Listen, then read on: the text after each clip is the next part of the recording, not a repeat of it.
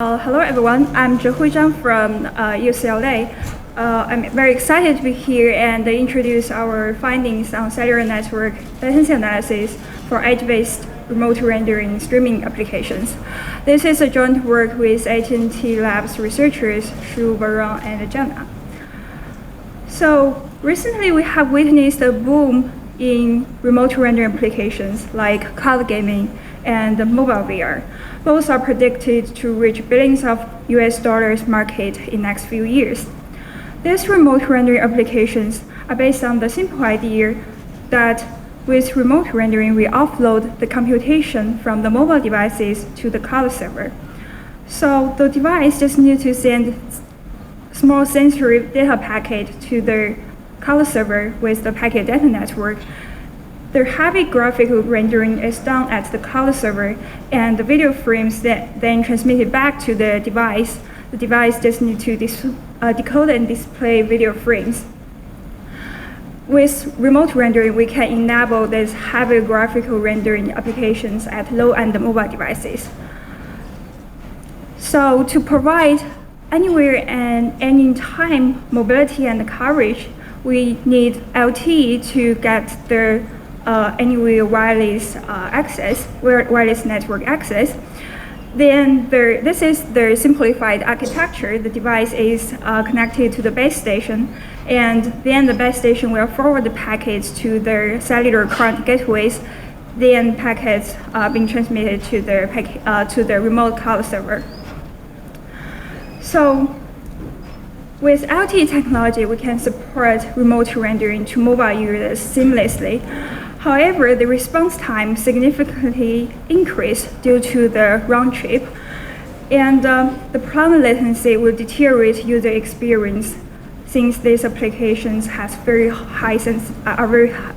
highly sensitive to latency. So we have the promising technology, mobile edge cloud. It's also known as multi-access edge cloud. With mobile edge cloud, we deploy the edge server with close proximity to mobile users. So we can render video frames at edge server, which is often co-located with base stations, so we can reduce the round trip time. And also, we can improve scalability and avoid the congestion to the core gateway, to the cellular core gateways.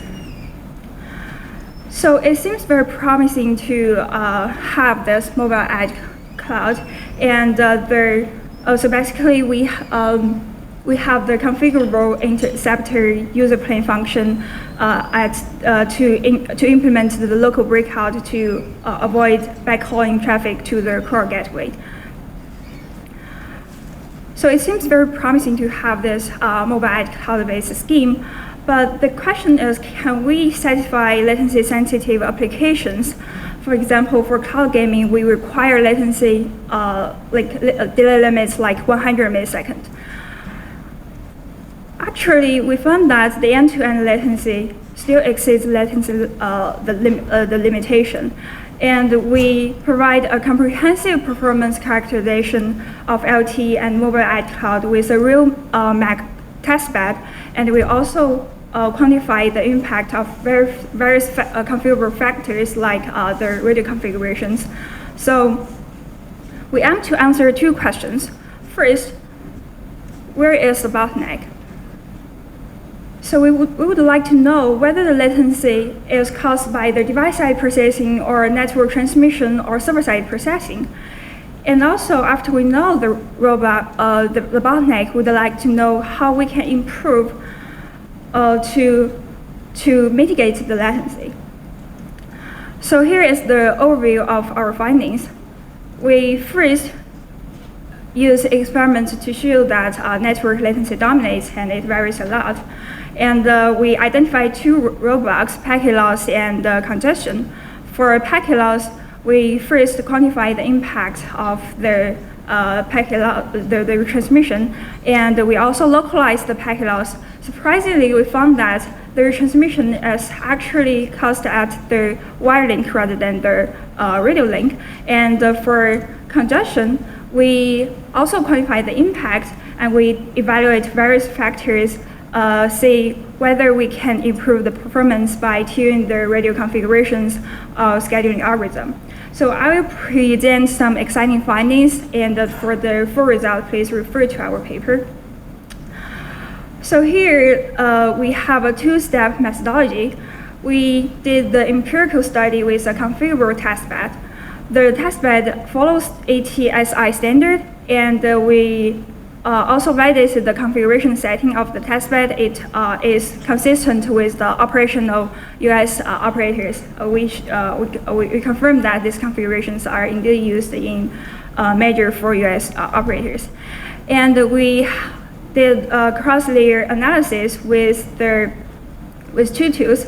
We use Mobile Insight to collect 4G LTE protocol stack traces for the radio link. And also we use TCP dump to collect higher layer traces. And we use the cross-layer analysis to identify, to break down latency and see where is the bottleneck. So here is the setup. We render frames at the server. We use Edge-264 and our average each frame size is around 58 kilobytes. And for the device side, we use media codec to leverage the hardware codec API. And for the base station, we have server configurations that I will introduce later. So first question, where is the bottleneck? So we first quantify the end-to-end latency and see whether it exceeds human tolerance. A previous empirical study shows that for mobile VR, the latency limitation is around 50 milliseconds, and for interactive gaming, the latency limitation is around 100 milliseconds. So we can see, even with the mobile edge cloud scheme, most of the time, the latency still exceeds 100 millisecond tolerance.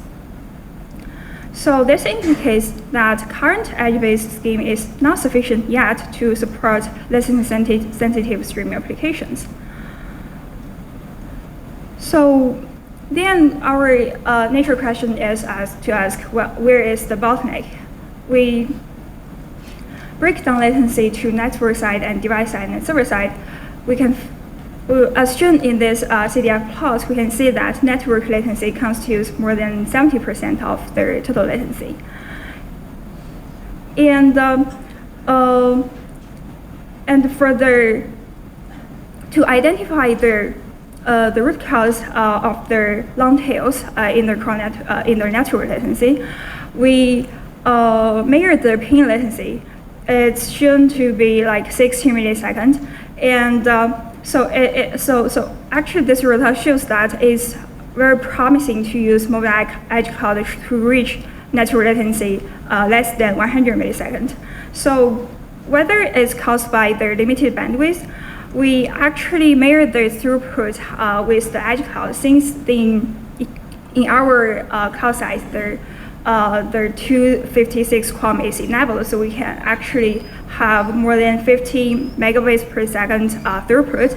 So this means the average throughput latency would be only like 8 milliseconds.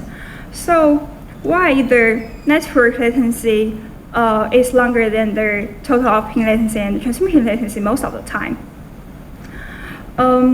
So we identified two roadblocks, packet loss and congestion. And we will later introduce how these two factors prolong latency and what are the potential approaches to mitigate the problem. So first, the first question we have is about the the first question we have is where the packet loss comes from. So in our measurement, we found that the end-to-end retransmission ratio is around 0.4%, which is higher than the conventional wired link retransmission ratio. And it indeed prolonged latency by more than 200 milliseconds on average. To localize packet loss, we want to find whether the packet loss happens at the wireless link or wider link. Actually, the finding is kind of surprising that the wireless link actually provides reliable no-loss packet delivery. So this is mainly guaranteed by the link layer retransmission with the automatic repeat request. This is the built-in design in the LTE, which is used to accelerate packet retransmission at the link layer. So, and also actually the link layer transmission is not that frequent, and it usually can be fulfilled within a very short time. So that's indicates there are two causes that cause the transport layer transmission even with the reliable link layer delivery. So there are two possible causes. First is the improper retransmission timeout, and second is the packet loss happens at the wired link. So what can we learn from these findings? We can see there is a gap between the link layer and the transport layer. So it's necessary to discuss whether we should disclose some information from the link layer to the transport layer, so that with the cross-layer redesign, we can guarantee that the latency can be we can complete the packet retransmission in a latency-friendly way. And also, it would be imperative to discuss whether the reliability is indeed needed for the streaming applications, and whether we can relax the reliability requirement for these emerging applications.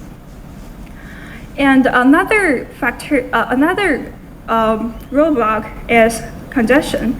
Due to the high bit rate of the requirement of the video streaming, a media stream may congest the network significantly. So we first quantify the impact of cross-traffic in the mobile edge cloud testbed.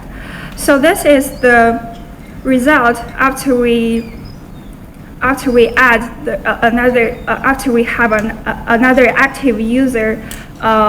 We simulate the scenario that another active user is connected to the same base station and it's downloading a large file. We can see from the CDF plot, the network latency increases by around 20%, even though there is only one active user, and the 95 percentile increase significantly. So this implicates only a single user can deteriorate the latency significantly. We also simulate another scenario, that's the cross traffic from the same phone.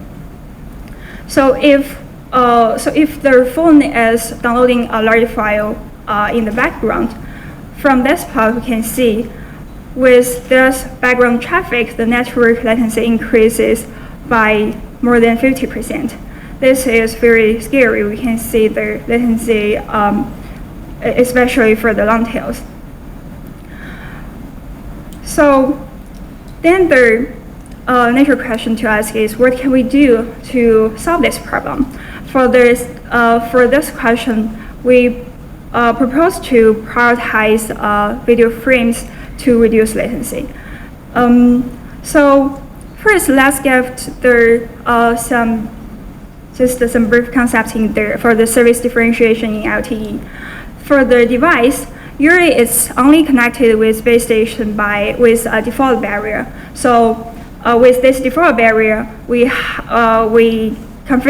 have several built-in characteristics to identify the service requirement.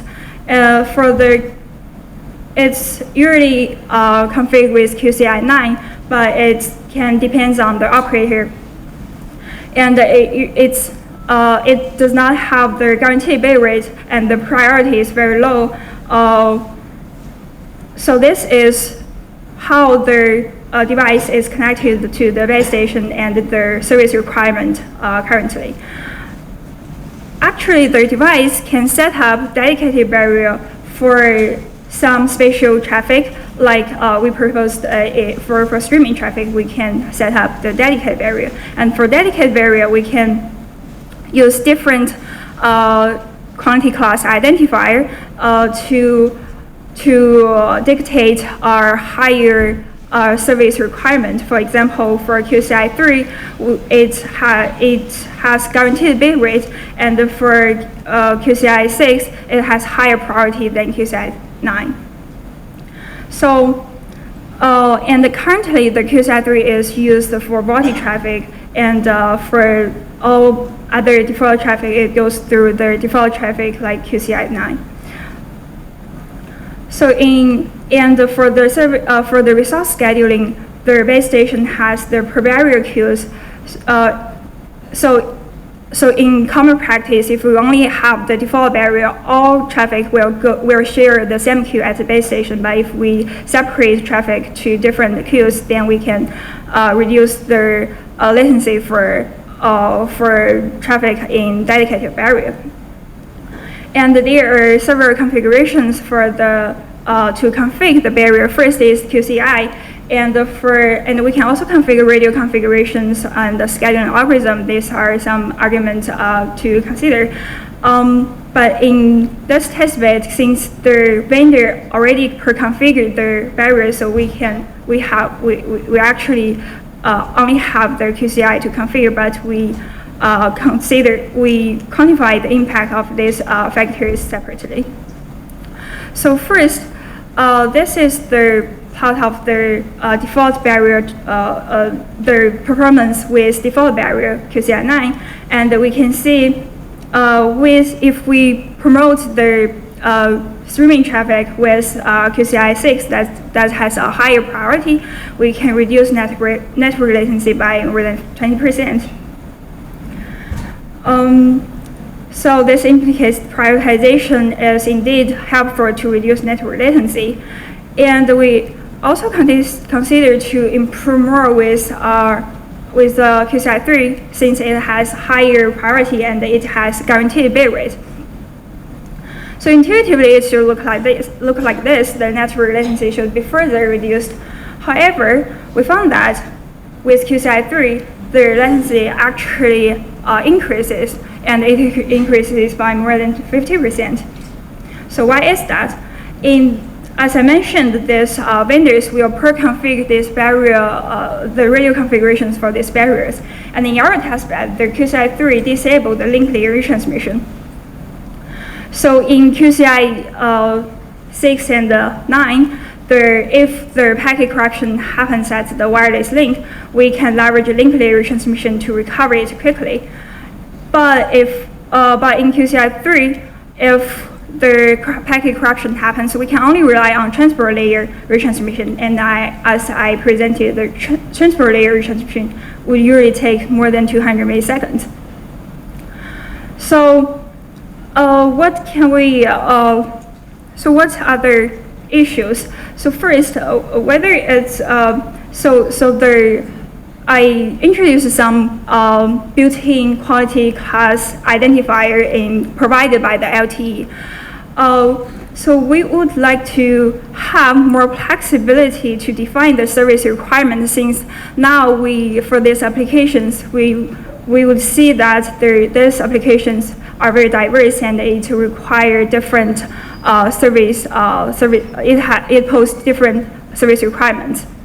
And also, it will be helpful to open link layer information to the transport layer, whether the link layer retransmission is enabled or not, and whether the link layer retransmission can complete in limited time. And these issues if we want to solve these issues, we need the cooperation between network service provider and streaming service providers.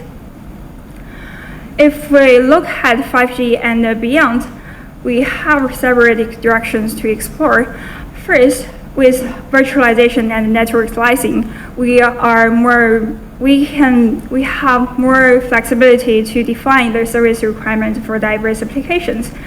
And with technologies like open radio access network, we have the potential to reveal those link layer information from the radio link to the application.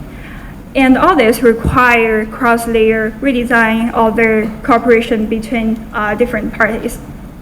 So here are the major takeaways. We use the empirical study to show that mobile edge cloud is promising to remote rendering streaming, but it's not sufficient yet. And there are two major roadblocks, packet loss and cross traffic. And in studying this roadblocks, we found that we need the service differential can help to mitigate the problem. And we are faced with the urgent need of cross-layer and cross-party redesign.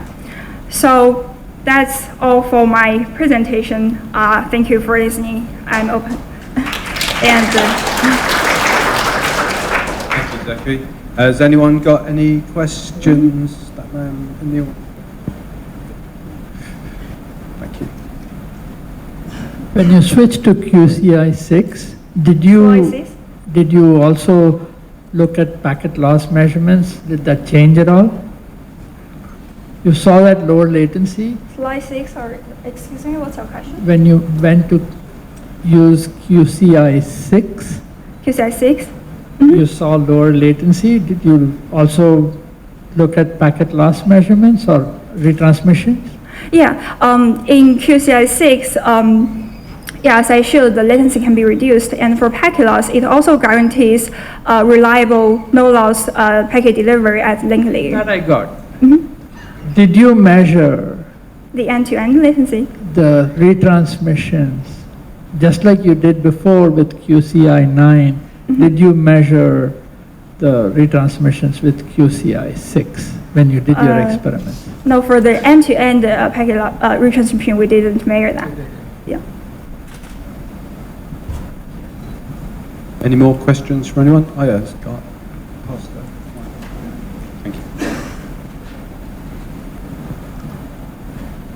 If you raise the priority of the video stream, you relatively decrease the priority of other traffic.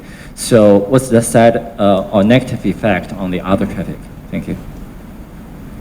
Thank you. That's a very good question. So your question is about what's the negative effect if we prioritize the streaming traffic. Yes, indeed. If we promote video streaming traffic, other traffic will be deprioritized, and it will potentially get potentially those users will perceive longer latency.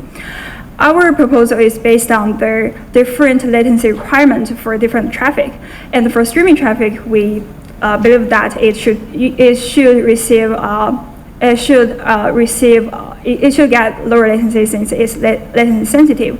And for other general traffic, we believe that we should cautiously design the service requirement for different traffic so that for different traffic they can all get their required get the service quantity that they should get. So are you satisfied with my answers? Okay, thank you. So I'd like to ask a question associated with your answer there. Who decides what's the important traffic to prioritize? You used video as an example, but there could be other traffic, right? So someone somewhere must decide what's important. You picked video, but yeah, that's who a very really good picks question. the answer? Yeah, that's a very good question. So so personally, I think to decide the service requirements for different traffic require the negotiation between network service provider and streaming service provider. So for network service provider, we can see that nowadays they only provide one size fits all service for all traffic, and the reason why they only have one single quantity class is for economic reasons. Because they couldn't charge more for those for those traffic with higher service requirements. So they would they would just serve all traffic with the same priority.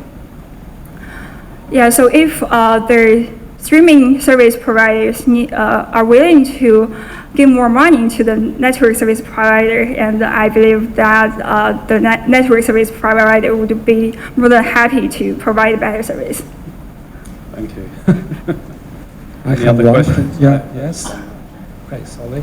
So in one of your slides, you mentioned the latency on the radio side is 80 milliseconds.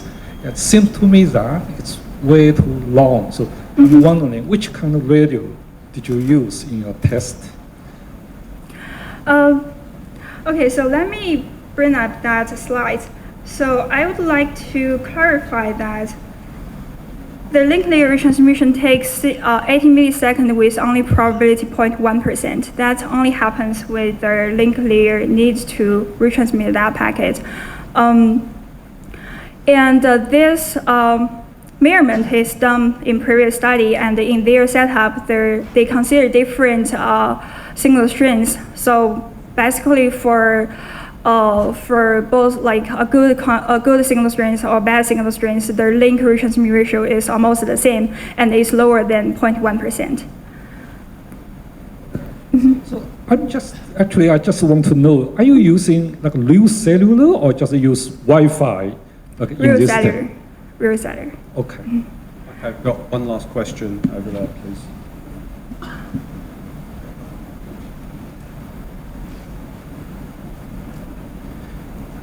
Hi, so what type of traffic are you using? Is it synthetic traffic or MPEG-dash videos? For the measurement we use, as I mentioned, we use pre-rendered video frames.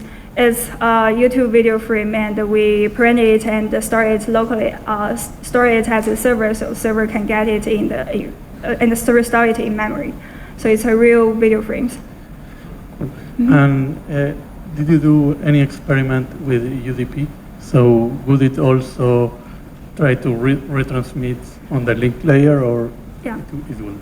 That's a very good question. So we use TCP in our experiment mainly because in our previous study we found that TCP provides better latency.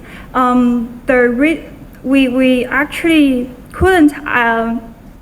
So this is done like in previous study. In that study, we actually couldn't find why there. We have several conjectures. If you're interested, you can check that paper. I referred that in this workshop paper. So basically, in that paper, in that previous study, we found that TCP provides better service, and the main reason why TCP provides better service is actually caused by the buffer design in the protocol. For that, I recommend, so we can talk that offline. For that, so basically based on that previous study, we decided to use TCP in this paper. Okay. Thank you. Yeah. Thank our speaker Thank again. you. Thank you.